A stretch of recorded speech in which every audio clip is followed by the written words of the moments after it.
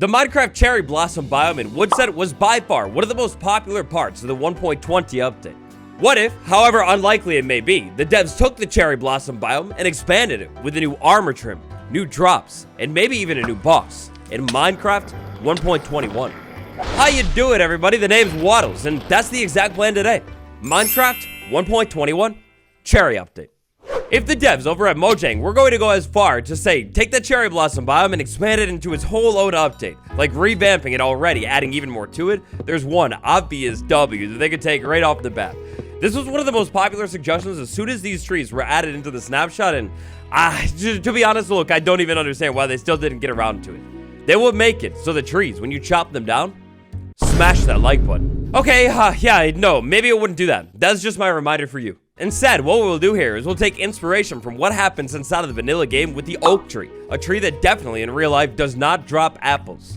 It doesn't drop apples. Yeah, that's right, you heard me right, fans of realism. I'm sorry to let you down, but this tree, that's not where apples come from. So if the oak tree can drop an apple, why can the cherry blossom tree not drop a cherry?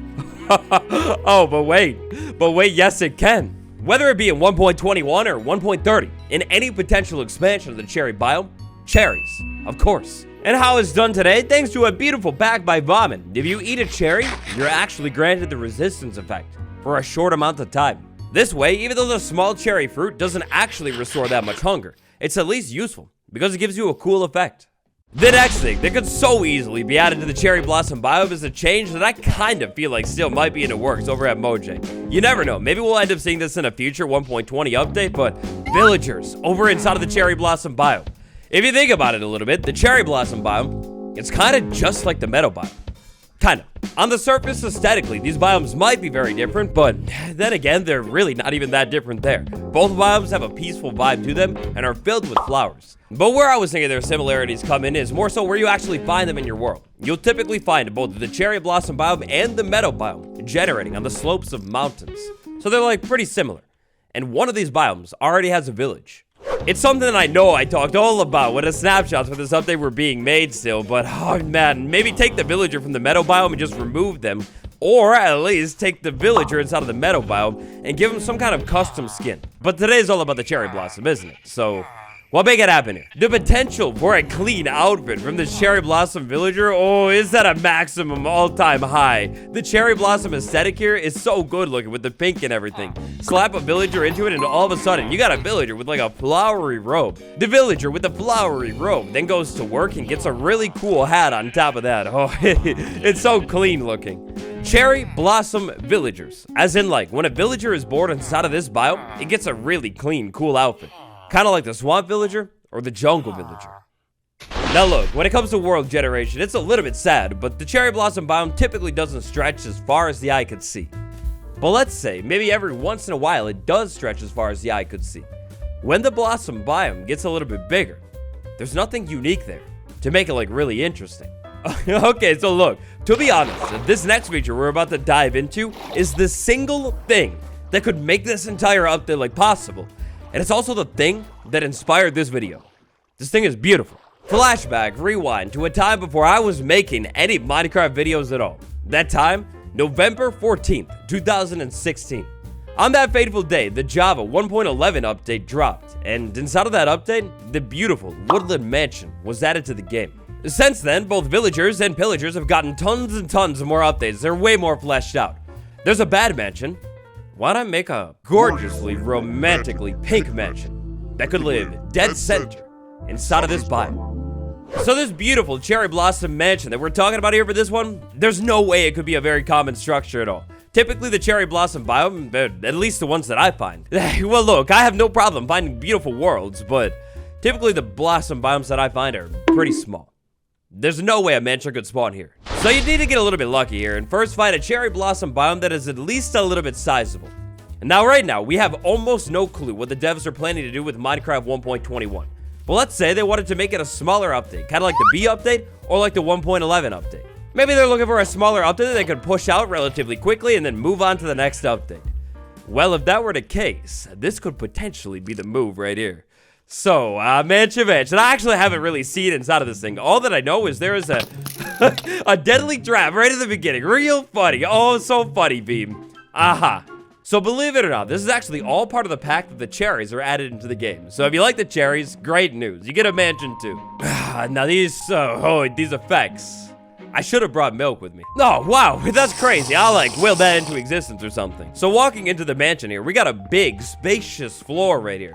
We're gonna walk around a little bit and we will start to find chests inside of this structure.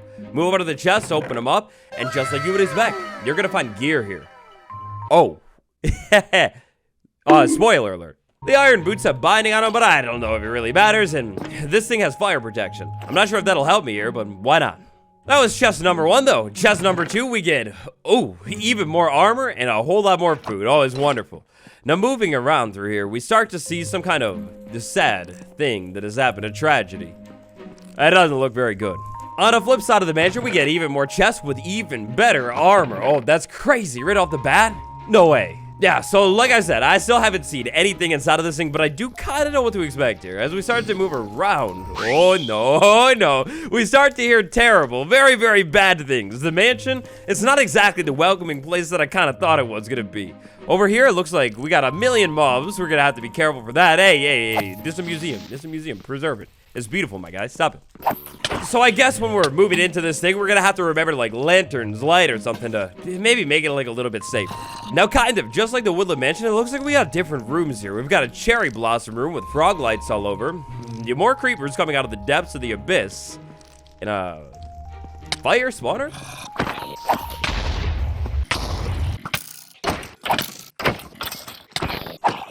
Alright, so I'm gonna be honest here. I have no clue what in the world I'm looking at here. It looks like we have a fire husk, whatever that is, and some kind of spawner there too, with loot in the back. What? Yeah, so this structure, how it's done inside of this pack, it's not really exactly like an early game cakewalk, walk in a park or anything like that. You're gonna want to gear up, kind of like how you would gear up for the Woodland Mansion. This room is a little insanely overpowered. We've got a blaze and then we have hoppers going up doing something, and then fire over there with nothing going over to the middle making, I guess, all of this somehow. Continuing to move through the rest of the mansion, we have even more rooms. I believe how this pack does it is like random generation. Like sometimes he'll have that room there, sometimes he'll have that one, and so on. Every mansion is going to be basically different. Oh my gosh, this is a gorgeous room. That's beautiful right there, and then more snow piles. Over here on the other side of the room, we have even more flowers.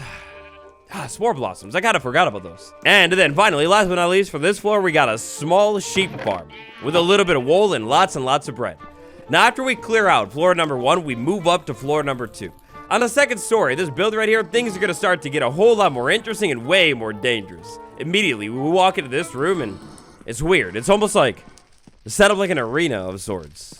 So this room is really dangerous. As soon as we move into the middle, immediately look at the work that was done on this thing. This is all without Optifine or anything like that. But there is a literal pink dragon inside of Minecraft in this room that has animations that flies around and absolutely tries to decimate you. That's insane. Now look, I'm gonna be honest here. I don't really fully know what to expect with this boss battle, but I do know that it is a boss battle, and I know that I'm severely undergeared. On the second story of this mansion right here, as soon as you walk into the middle, the dragon is going to pop into the world. The dragon has a lot of different attacks, and it's gonna continue relentlessly attacking you until it tries to get rid of you, or you can get rid of it. On the top of the screen, just like any other boss battle, we got a boss bar. The dragon, it seems like it has like quite a bit of health, but at the same time, not like an absurd, insane. Yeah, a lot of health. Not gonna lie, cherries are not very good for this fight. Oh, and I'm nauseous now, and I can't move either. What are you doing to me? You're evil.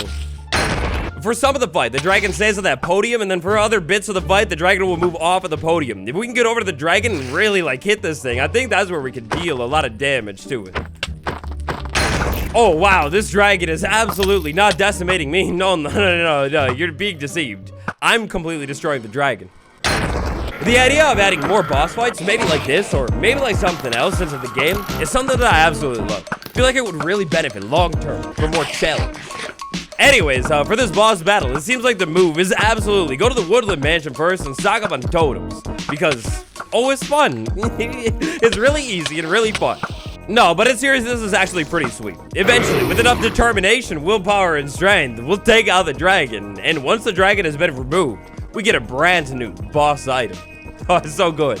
So wherever you take the dragon out from, it's gonna drop right on the ground. You're gonna get a brand new thing called the Cherry Tana. The Cherry Tana, kind of like you would expect from the aesthetics of this thing, it's a brand new melee weapon, like a new sword, except it's stronger. This sword by default comes equipped with Sweeping Edge 5 and by default will deal 6.5 damage, but it'll actually scale up to 9 eventually. And so, just like that, it appears almost like this whole structure is done. Except it's not. There's one more thing we need to do inside of this thing, and that involves these fake doors. After taking out the dragon, on either wall right here, you see these spots that kind of look like doors. Break the doors down, move into the doors, and you'll find even more rooms here. Now on one side, in one of these secret rooms, you're gonna find a brand new armor trim item, continuing the Minecraft 1.20 theme. Something I hope they do in the future. On the other hand, as in like on the other side of this room, break the wall down, walk into it, then you find something interesting. There's a whole lot of art and gradients going on. I really like this room. Over here, we got some kind of story that's being told. We have cherry blossom, then a mountain, evil dragon and fire, then potions, then some kind of weird thing, then a rabbit, then a flag, and then purple fire, and then a tree. I hope I interpreted that story right. But anyways, over here, we got a brand new item. It's called the cherry blossom.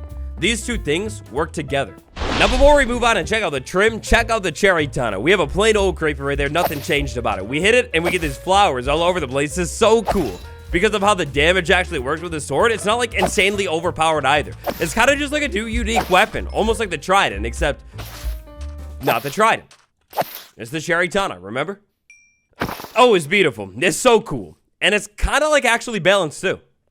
Armor trim, sweet armor trim, another fire part of the Minecraft 1.20 update. I really hope in future updates they continue expanding this stuff, add it to like new structures and stuff like that because it's so good.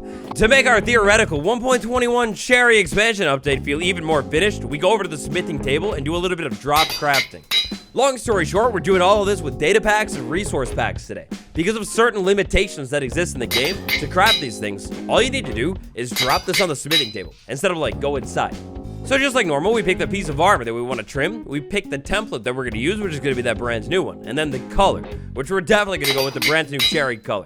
After that, we have trimmed armor that is absolutely beautiful. So as you would kind of expect, this new cherry trim is pink. It matches the biome, the very first pink trim. The armor trim itself, oh, that's a clean helmet. It's almost got like ears or something going on right there, and then like cool waves on the chest plate. On the back of it, we got arches, and the helmet, like, oh, chef's kiss. The helmet, I think, is my favorite part of this thing. It just looks like absolutely amazing, especially with that pink thing right down the middle. That looks good.